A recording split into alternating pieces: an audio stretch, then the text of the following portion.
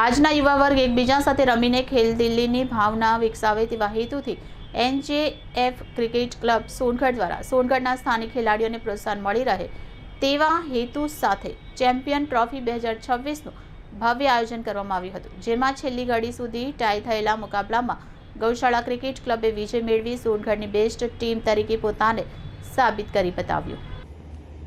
આ ટુર્નામેન્ટમાં કુલ 6 ટીમોએ ભાગ લીધો હતો, જેમની વચ્ચે 5-5 મેચ રમાઈ હતી। આ નાઇટ ટુર્નામેન્ટમાં ગઈકાલે રમાયેલી સેમીફાઇનલ અને ફાઇનલ મેચની વાત કરીએ તો પહેલી સેમીફાઇનલ VV11 તથા ગાયત્રી મોટર્સ વચ્ચે યોજાઈ હતી, જેમાં ગાયત્રી મોટર્સ વિજેતા થઈ હતી, જ્યારે બીજી સેમીફાઇનલ ગૌશાળા ક્રિકેટ ક્લબ અને વિક્રમ 11 વચ્ચે યોજાઈ હતી, જેમાં ગૌશાળા ક્રિકેટ ક્લબે રોમાંચક વિજય પ્રાપ્ત કર્યો હતો।